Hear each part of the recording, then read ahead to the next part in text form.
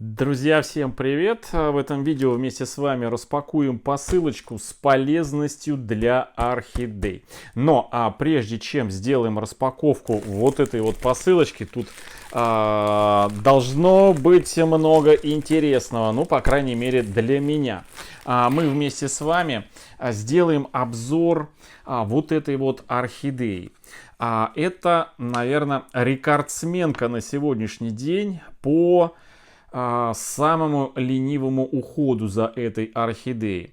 В чем этот рекорд заключается? В том, что эта орхидея, друзья, у нас первая, которую мы вместе с вами на нашем канале, я имею в виду, сажали в определенный субстрат, с помощью которого мне не приходится тратить время на частые поливы. Эта орхидея, друзья, поливается, ну, наверное, самая частая это раз в месяц. Ну, а вообще у нас было, наверное, весной, точнее не весной, ну да, весной она у нас почти около 2 месяцев не поливалась. Мы с вами экспериментировали. Вот посмотрим, как она себя чувствует. Мы ее пересаживали в марте этого года. Сейчас у нас уже ноябрь. И вот посмотрим, что и как она себя чувствует. А уже после этого мы сделаем распаковку вот этой вот посылочки с очень интересной полезностью. Ну что, погнали? Так, друзья, ну вот она наша с вами красотка. Значит, напомню еще раз, что мы эту орхидею сажали в марте, да, в марте, по-моему, 16 марта у нас была посадочка этой орхидеи вот в эту емкость. Это был подросток небольшой. Это орхидея, друзья, Дракарис. Была в размере 2,5 дюйма. Вот так вот у нас Дракарис цветет нашего домашнего цветения. Это наш Дракарис, второй, который у меня цветет. Вот я его для образца, для примера показываю, как эта орхидея цветет. И вот за эти 8 месяцев я должен сказать, что орхидея, ну, как минимум, в объеме своей листвы выросла, ну, как минимум в 2,5 раза. Ну, и побольше листочков у нее появилось. Так, что еще хочу сказать в предисловии, прежде чем открою, и мы посмотрим с вами грунт, в котором растет эта орхидея. Орхидея пока еще не выпустила цветонос, пока что я не вижу, но я все-таки надеюсь, и у меня есть так подозрение, что вот где-то вот там вот должен появиться в ближайшее время цветонос. Но мы поживем, увидим. Ну, а на сегодня вот орхидея выглядит у нас следующим образом. Я снимаю с нее вот это вот чехол. Это, друзья, непрозрачный чехол для того, чтобы внутри не осаживались водоросли на поверхность горшка. Потому как буквально некоторое время назад я обнаружил, что начинает осаживаться, значит, от яркого освещения, вот зеленеть мох, в котором посажена, да, друзья, орхидея у нас посажена в мох, и мох начинает зеленеть от того, что влажный свет освещает, появляются водоросли, мох зеленеет, и если это будет продолжаться достаточно много, то мы увидим то, что мох начнет потом становиться коричневым, затем начнется быстро разлагаться из-за того, что отмирают водоросли. И вот это вот разложение водорослей будет привлекать насекомых-вредителей. Точнее, не насекомых-вредителей, а насекомых, которые питаются разлагающейся органикой. А эти уже насекомые, соответственно, будут привлекать других, которые ими питаются. А те, которые ими питаются, как я уже рассказывал, переносят от процесса гниения органики различные бактерии и вирусы. И происходит начало гниения у орхидей. Итак, друзья, вот так вот орхидея выглядит после того, как мы ее значит, пересадили. И, ну, как вам, вы слышите, если на заднем плане храп, то это храпит масямба. Вот корень здесь. Здесь корень, видите, вот такой вот орхидея растит, прекрасно себя чувствует. Единственное, что, значит, когда мы пересаживали в мох, а этот мох у нас это российского производителя мох, у нас возникла буквально через несколько дней проблема, когда на мхе стала появляться плесень. Вот в этих вот пазухах мы обработали, мы забраковали, конечно, но потом решили посмотреть, что будет дальше с мхом с этим, и обработали триходермой.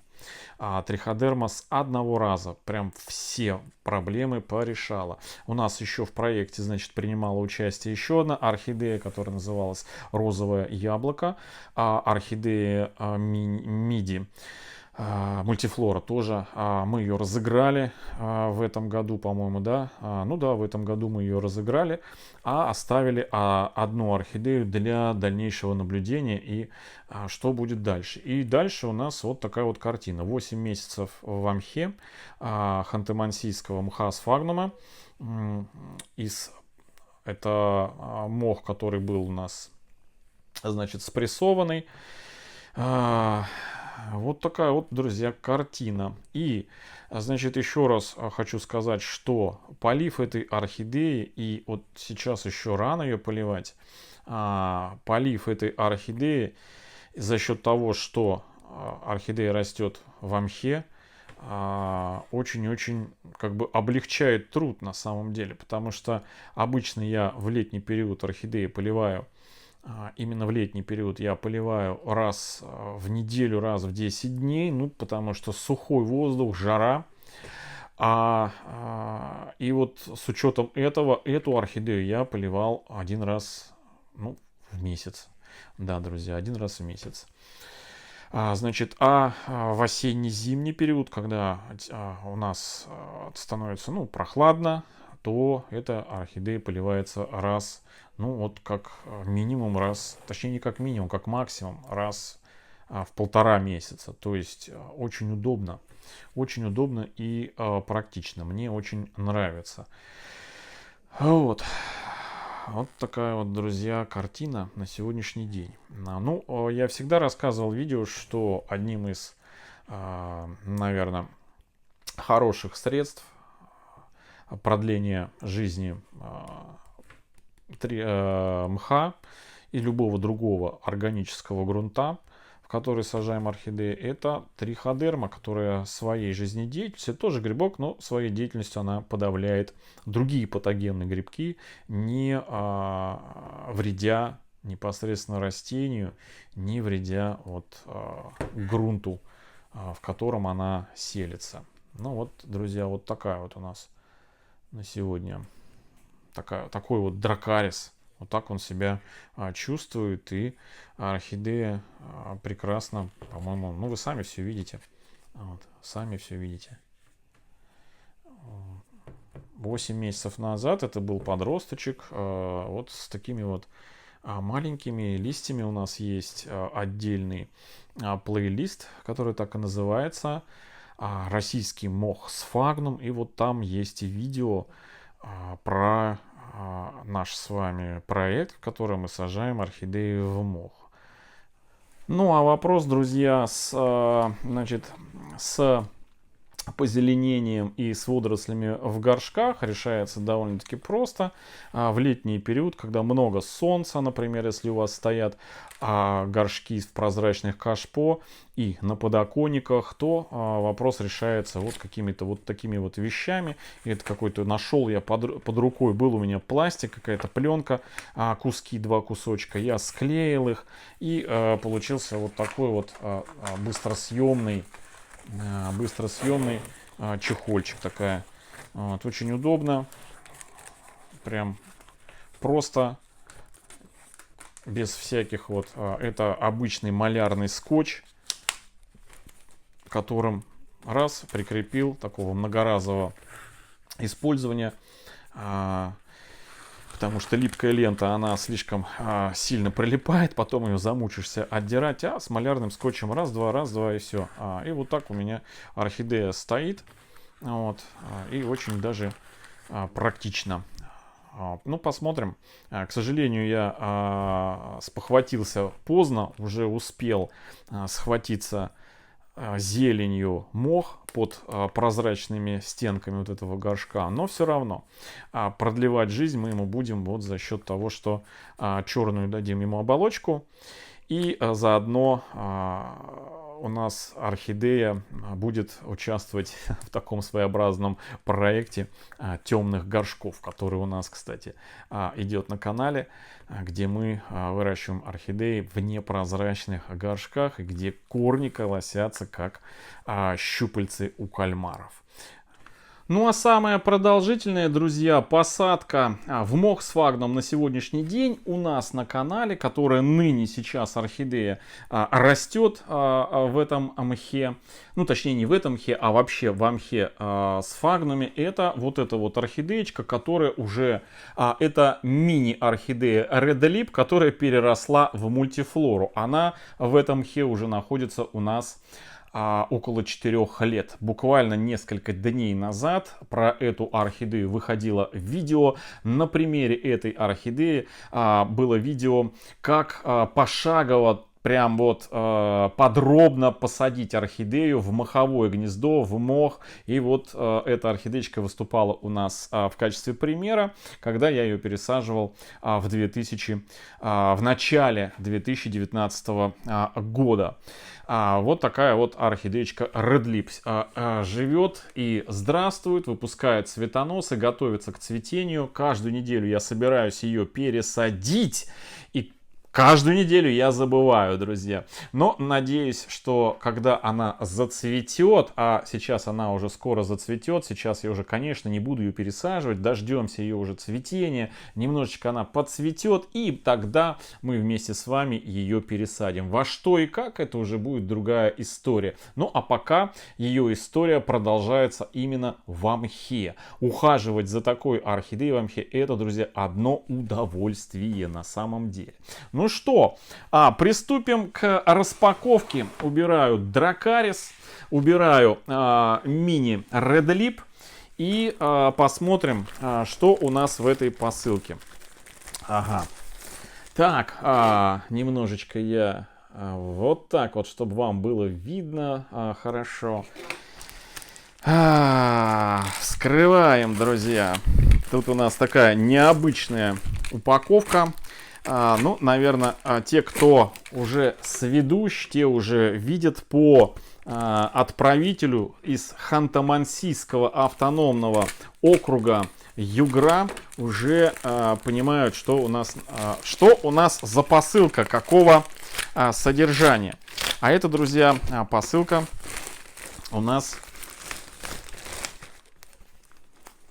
нечто новое. Я так понимаю, нечто новое. Вот здесь в этом коконе. Сейчас я открою и посмотрю. Так.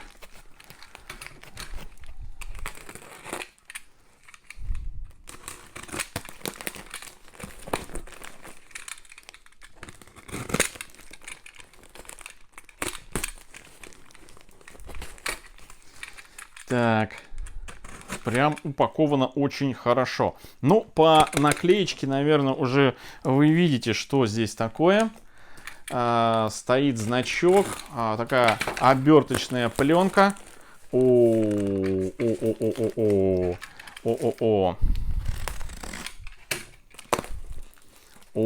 какая прелесть, друзья. Что это у нас такое? Это у нас... Ой, какие малявки. Друзья, я честно, вот сейчас вы видите то, что я вижу, я этого еще не видел. Я даже не знаю, сколько это стоит. Я это не покупал. Это производитель вот этой вот продукции прислал к нам на канал для тестирования. Как вы уже поняли, тот мох, в который мы сажали орхидею, которую только что делали обзор, это именно тот же самый производитель этого мха. Сделав абсолютно все работы над ошибками, ребята произвели новую продукцию, которая по их утверждению отвечает всем требовательным запросам архаманов. И, значит, они вот. Выпустили вот такой вот, все, здесь пусто. Выпустили вот такой вот отборный мох, брикет, вес полкило. Хотя по объему здесь, наверное, должно быть прям ого-го, дышащий такой пакетик.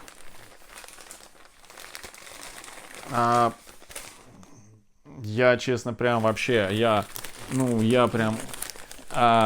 получаю удовольствие держать вот это вот все в руках, потому что, ну, действительно, сейчас на рынке у нас особо вот такого сухого мха сфагнума, кроме спагмоса новозеландской компании, не представлено. И то, что россияне делают вот эту вот вещь, я, честно говоря, даже прям вот горжусь в какой-то степени, вот. Ну, главное, чтобы это было качественно в применении, да, то есть упаковка красивая, все хорошо, но главное, чтобы оно было применимо. Не как получилось у нас с предыдущим мхом, с фагнумом этого производителя, но там, я еще раз говорю, сделали определенные выводы и улучшили качество своей продукции. И, друзья, вот другой бы, наверное, производитель бы затаился бы там, я не знаю, или облил бы грязью меня, да, но этот производитель, он наоборот предложил еще протестировать вот этот вот мох и показать, насколько они его улучшили и как он вообще выглядит на сегодняшний день. В общем, друзья, в одном из ближайших видео мы продолжим посадки в мох. На самом деле, друзья, мох сфагнум, я не устану говорить, что это, как, знаете, как научиться кататься на велосипеде. Раз, когда ты не умеешь, для тебя кажется, что это какой-то космос. Вот. Когда научишься, ты понимаешь, что, оказывается, это так просто вообще. Это как научиться плавать. Ну, вот я не знаю, друзья. Это вот, ну, просто по кайфу. Один раз научившись, все, ты с мхом начинаешь на «ты». И орхидеи тебя благодарят. Ну, вот, как видите, орхидея, друзья, почти 4 года здесь растет. И я вообще проблем с ней не знал. И вот мох уже сверху начал разлагаться, но она растет и растет. Ну, мы посмотрим еще на Дракарисе, и я вам предлагаю вместе со мной потестить вот этот вот брикет. Так, что еще тут было в посылке? Так, ну что тут у нас? Бирочка, мох сфагнум, живой экологичный природный субстрат для растений. Ну, вот так называется сфагнум эко. Компания, у них есть sphagnum-eco.com, есть свой сайт, можно зайти, пожалуйста, посмотреть по ценам. Я, честно говоря, даже и не интересовался, вот, потому что ребята мне прислали это для тестирования. Вот, что мы с вами на наш канал для тестирования, чтобы мы протестировали и, как и в прошлый раз, сказали честное мнение. Вот такой вот тоже. Вот были у нас проблемы вот с этим мхом, но они тоже его усовершенствовали и сказали тоже протестировать и уже на сегодня сделать оценку и посмотреть, как это будет с орхидеями в этот раз. Но, друзья, честно сказать, и даже если вот, ну, мне так кажется, что какая-то проблема возникает, все равно у нас есть специальные средства, которые подавляют, да, триходерма, вот, которая легко справилась с какими-то там, я не знаю, форс-мажорными проявлениями в мхе. В общем, оставайтесь, подписывайтесь на наш канал, и вы будете в курсе событий, как у нас орхидеи чувствуют в долгоиграющем мхе. Всем, друзья, хорошего настроения, всем до встречи в следующем видео, всем пока.